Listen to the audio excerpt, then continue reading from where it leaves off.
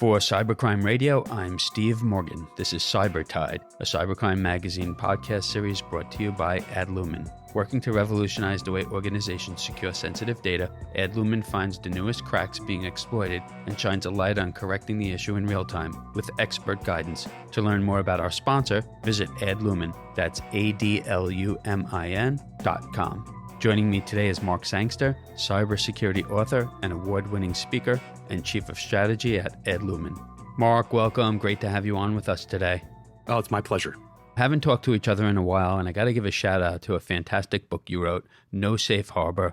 I think you wrote the book around 2 years ago, maybe a little longer. It's as relevant today as it was the day that you wrote it. And I've got to ask, Mark, are things any different today than they were when you wrote the book? I was just talking about that because I'm starting on a second book right now. I'm interviewing a whole bunch of people who have gone through ransomware attacks and so on. What I would say is that it's like what we do to learn to live with the bomb kind of thing. And so there's still a lot of misconceptions, a lot of issues that we have to go through. And certainly the attacks they're worse than we've seen, right? The tactics are getting smarter and, are harder to detect. And I think people still don't understand what the threats look like that they face.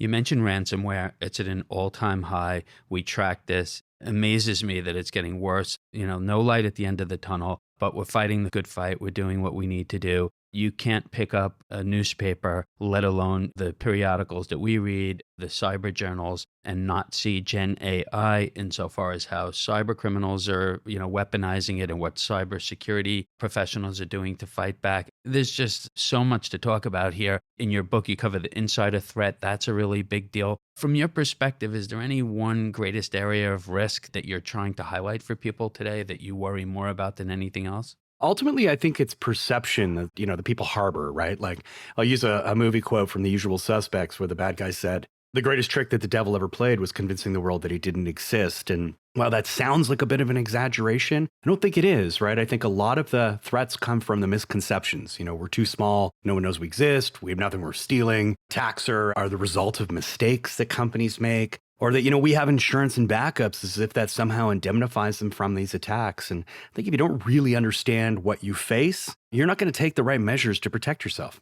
Good point. And we'll circle back to that. I want to ask you before we do about humans. Are they really the risk, the big risk we should worry about? Can we fix that? Does technology help fix it? Or is it more about changing behaviors? And I probably asked you these same questions 2.5 years ago.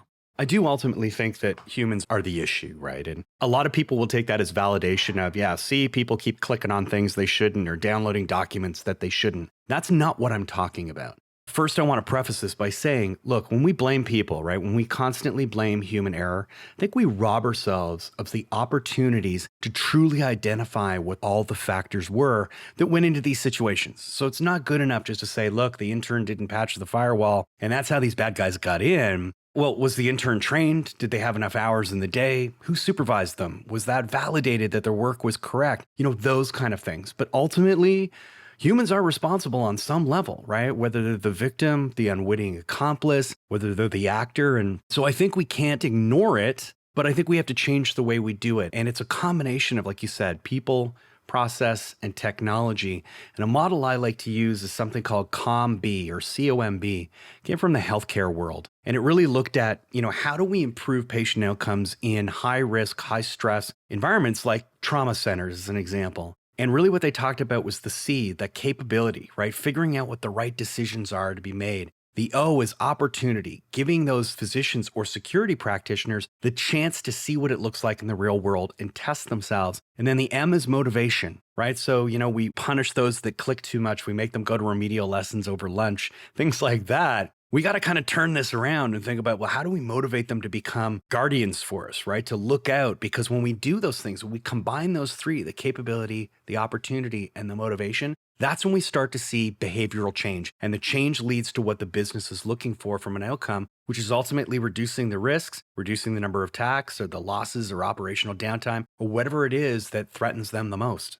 So listening to you, Mark, all of that makes a lot of sense. It makes just as much sense as a lot of, what I read from the marketing collateral put out by so many companies who are providing cybersecurity awareness training for employees. And this market is booming. It was sized by Gartner in 2014 as being about $1 billion. We're looking at a market that will be $10 billion by 2027. So with all of that, and with the marketing saying, hey, this is how you do it, this is how it works.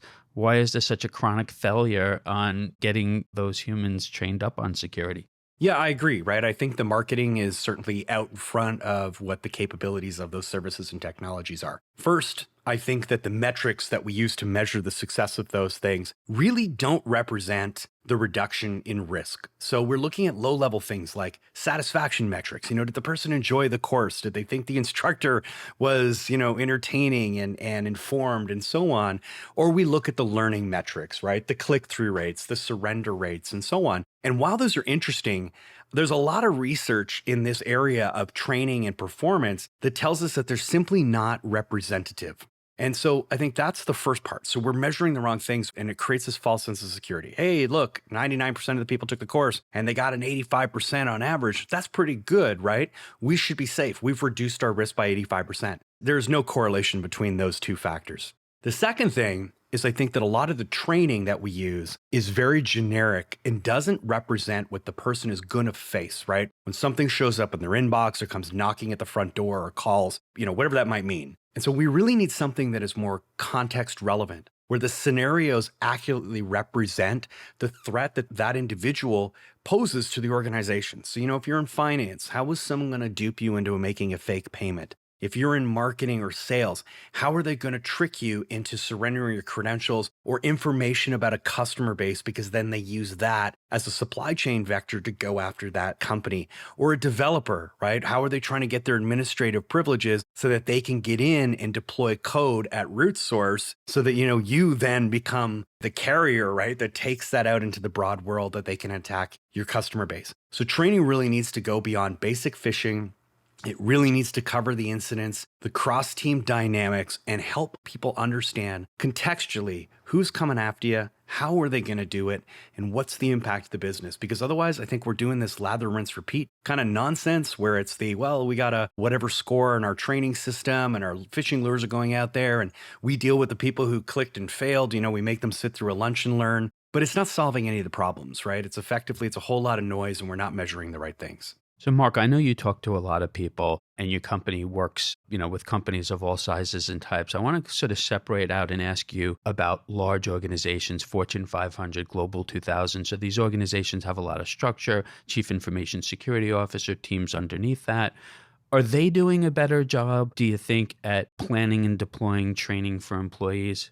I think larger companies certainly have, they've got deeper pockets, they have larger assets, but of course they have to spread that across a larger constituency. And while I think they have the fundamentals in place, they're going to be ISO certified, they're building out a security framework that meets, NIST 800, whatever it might be, I think they still struggle at the different levels with buy-in, with executives that are going to support the program that, will promote that security first culture, with mid-level managers who say, you know what, we're too busy for this nonsense. Don't worry about taking that training program. I'll write you the absentee note, or, I'll make sure that whatever, we get you covered so that you're not going to get into trouble. And I think that's the kind of risk that they're not addressing, right? So it's not the overt risks where we see bad guys and we put things in place to try and stop them. It's the risks of the people who shirk the responsibility, who think they know better, right? And I think this is another dynamic that we see gets worse in a large company is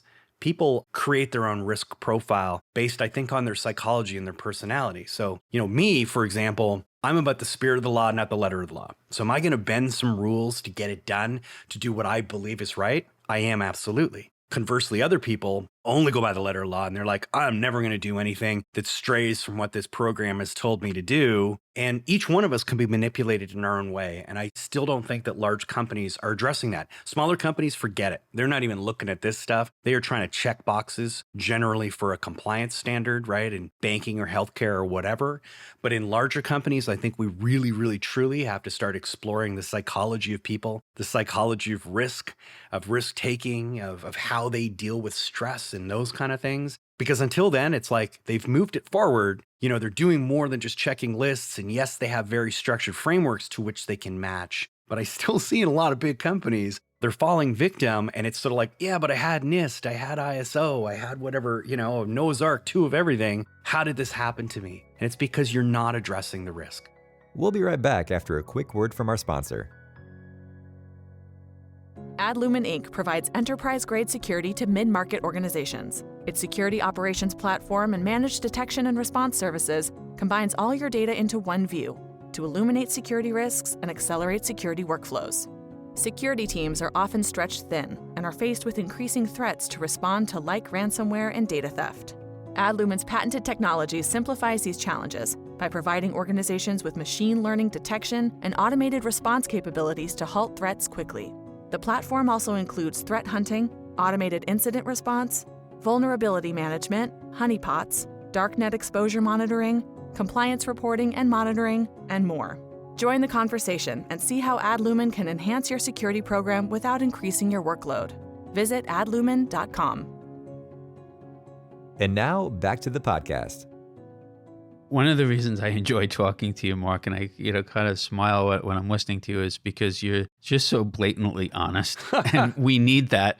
We have guests on, and if I ask them a question about, Fortune 500 companies and CISOs, they're going to give me a politically correct answer. But I know you're telling the truth. I have a neighbor, and I'm not going to name names, but he works for a very large enterprise, and he knows what I do. And we were talking the other day, and he brought up a vendor name. I'm not going to mention the vendor name here. And he said, oh, yeah, our company, went through that training. And I was curious, and I said, oh, really? What did it consist of? And at the end of the day, he's a senior manager, and he went to one, quote, class and opted out, and that was it. And I thought that was really interesting. He felt like it was a waste of time and it wasn't something that he needed. And, he knows enough about cybersecurity not to do XYZ. Yeah, you know what? And that kind of goes back to what we talked about earlier, right? It's this notion of the mistakes occur. That's why companies get burned, or I'm not going to fall for these lures that some other joker clicks on. The reality is they're way more elegant than that. Attacks where they pretend to be a professional student at a professional school and they're looking for a mentor. So they work with that senior executive or that partner or that owner for a period of time. And then they send them an email that thanks them and says, hey, by the way, can you complete this link so that I can get academic credit? Everyone's going to click on that, right? And I think that's where, when it comes back to it, that person you just described, they need that eye opener. That's the context I'm talking about. Showing them that this isn't, the email that tells them that their streaming service has rejected their credit card and to click on the link to update their payment. We're talking about something a lot worse than that. And on an executive leadership level, it's about doing that kind of incident response tabletop training where suddenly they realize, when I say, let's get technical for a second, we say, oh, we found, Cobalt Strike resident on a couple of domain servers. We're just going to shut them down, and that's going to have an impact on our external services. You want an exec to go, the heck you are. Like, what do you mean you're shutting down our banking website? They need to understand not the technical context, they need to understand the context of the business impact, and then start to recognize that they have ownership in this. And usually when that happens, right? Usually when they start to discover that their IT department is just going to run off and make these material decisions, that's when they want to step in and go, no, hang on a second, I'm going to give you approval to do that. Or before we shut that factory down, I have to go to the board, right? Like they have to understand the kind of losses that we're going to take because of that decision. It's not an IT thing to do. That's where it changes the narrative, right? And I think that's where they kind of open up to, this is a business problem. This isn't an IT issue. Listening to you, I'm hearing a lot of culture, and I'm wondering, how much of a cultural change is needed in companies. Do they need to hear from a C-suite executive? Do they need to hear from somebody outside of the CISO and the cybersecurity team talking about the importance of this? I do. I think in general, we often have that sort of consultant bias, which is your internal staff can talk till they're blue in the face and you're still not going to believe it. But then, you pay all this money and a consultant comes in and they say the sky's blue and clouds are white and trees are green. And all of a sudden everybody goes, oh yeah, that's, it's this epiphany like they didn't know. So I think there's part of that. But I think the other piece is we don't do well with, I think, obscure or abstract statistics. We've been numbered to death now. It's the whatever, it's hundreds of days that a bad guy's resident, and the average ransomware, attack costs you millions of dollars, and statistically 99% of companies are going to get hit. And all those kind of things, I think, eventually become so big that they just become irrelevant and people don't listen. But if you tell them that their neighbor's house got robbed at gunpoint, they're going to go out and get an alarm system, a big dog, move, whatever it is. They're going to take action because it's relevant to them. I think that's what executives need. We need a share where an exec that has gone through this, who's a victim of ransomware, can say, hey, we thought this too. We thought it was easy. We thought our insurance would cover this. We'd be up and running in days. It's been months. We're still not up and running. And to tell them what it's really like to go in front of a board, to deal with insurers, to be, deposed or go through legal discovery if there's actions. Things like that is, I think, what we need to really start sharing, because that, I think, hits home way more than us, constantly putting out PowerPoint slides with lots of pretty graphs and lots of pretty numbers. So I know from reading your book and also from talking to you in the past that you follow the geopolitical landscape, and you probably know as well as anybody the difference between nation state human targeting and, if we want to call them the average cyber criminal, or, someone who's just after, quote, the money. Do you think that most employees at companies understand that threat, these nation state actors that pose a direct risk to them and to their company? And are companies talking to their employees about that? Yeah, I think the short answer is no. I don't think they understand the risk. I think they, again, abstract it up to nation states, government agencies, government military. They're going to go after their equivalent, right? Their peer. They're going after the federal government, the state level government, military institutions. And what I don't think they understand is that still is framed in the, old school warfare, right? Where there's combatants and non-combatants and military targets and civilian targets. And the reality is all that stuff's gone, right? Nation states are doing what I think is two different things. One, I think there's generalized farming for the future, right? They're using standard, tactics, techniques, and procedures. They're fishing, they're collecting information. Maybe they don't care about an aluminum factory somewhere in the Midwest, right? That's really not relevant to them, but they're going to pull that together because who knows? Down the road, there's a trade war. Suddenly there's a disruption and a dispute between countries or regions over,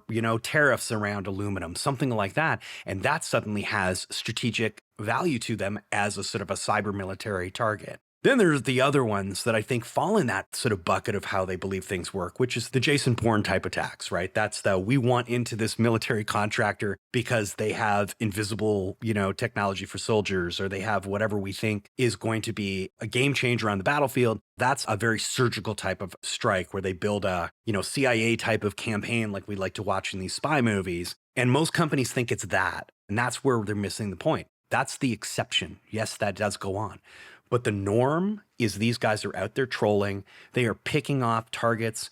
Either, as I said, it's opportunistic and maybe they put it on a shelf for the future. Or frankly, what I think also companies don't know, and I'm doing some research on this now, is how these cybercrimes fund these governments. They operate like a profit center, right? They go and they steal all this money from banks or manufacturers or law firms or healthcare institutions in terms of, in forms of either business email compromise or ransomware payments. And then they're taking that to fund other operations, whether it's more cybercrime or whether it's actually something kinetic, right? Where it's, the Russians are using cybercrime to generate revenue and that money is being used to buy arms that they're launching at the Ukraine. I think that's what people don't understand. So you are a target. It doesn't matter how small you are, where you're located, your zip code is irrelevant. It's your IP address that matters. So I got us on a large enterprise track, and I asked you about Fortune 500 companies and a lot of what you're talking about, whether or not companies are actually taking action or prioritizing. They, at a surface level, understand it.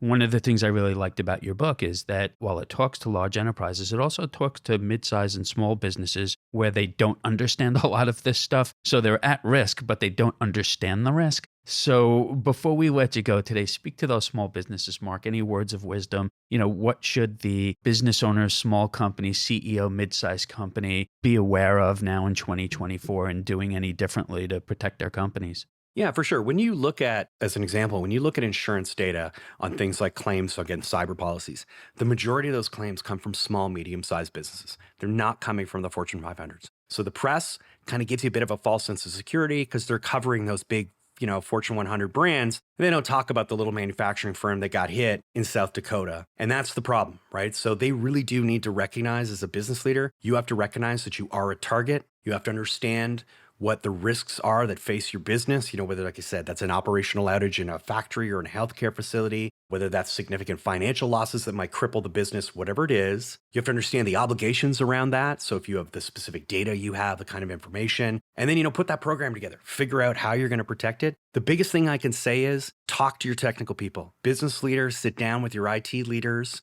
and try to find the same language or a common language so that you can tell them, this is what matters to my business. If you've got finite resources, here's what I want you to protect first. And then you want the technical leaders to say, okay, I got that. Here's what I'm going to do to then go and protect those systems. And here's how I'm going to prove it to you through reporting, through metrics, and so on. And a lot of times, man, ask for help. There's a lot of people out here, CISA, government agencies, individuals like me, and so on, who will help you walk through this. You don't have to do it on your own. And I think that's an important one too, right? No one expects you to be a hero. No one expects you to stand up to this kind of threat in isolation, right? Ask for help because there's a lot of resources out there. So before you go, Mark, 30,000 foot view on Adlumin, very interesting company. Spent a lot of time, reading through what they're doing to help companies of all sizes. Yeah. So you know what? It's in the same vein of what we're talking about now, which is these were ex-NSA, retired NSA individuals who brought their expertise of knowing what attacks looked like, what defenses looked like, the research they had done in the private sector afterwards, and cleaning up incidents that had occurred. And they knew that the most vulnerable space in the economy was small to medium-sized business. So they wanted to create a security platform that helped those companies protect themselves. So effectively, we have an XDR platform that pulls in all the information from their network and their cloud and their endpoint. It allows you to do the investigations. It will automatically do the response pieces of this. So you can block compromised accounts or shut down infected systems, whatever it might be. And then we have that traditional MDR service sitting on top of it. The managed detection and response, the SOC, right? Security Operations Center 24/7 using the same platform. And why I came here and why I love this company is the fact that what our customers can see is exactly what our SOC sees and vice versa. So it isn't a black box. It's not behind the curtain. Everybody knows what's going on. And it allows them to retain some level of control and co-management rather than kind of just handing it off and, really hoping that whatever's going on in that security operations center on some other part of the world is doing its job. And the only way they were going to find out is when it's too late. And so, I think that visibility has really kind of moved things forward. Well, Mark, it was great to have you on with us. This is our first episode and we've got 11 more. So there's a lot to talk about. Is your book going to be out this year in 2024? I'm hoping it will be. We're actually in the midst of interviews right now. Like I said, interviewing victims and people who do, love the law enforcement side and the cleanup side and so on. So that's the idea. If not, it'll be early next year, but I'd love to get something into a place where we can get that out in the fall. All right. Well, that's great, Mark. We'll look forward to catching back up with you soon. Yeah, me too. Talk soon. For Cybercrime Radio, I'm Steve Morgan. Cybertide is a Cybercrime Magazine podcast series brought to you by Adlumin. Working to revolutionize the way organizations secure sensitive data, Adlumin finds the newest cracks being exploited and shines a light on correcting the issue in real time with expert guidance. To learn more about our sponsor, visit adlumin.com. That's ADLUMIN.com. You can keep up with all of our media at cybercrimemagazine.com.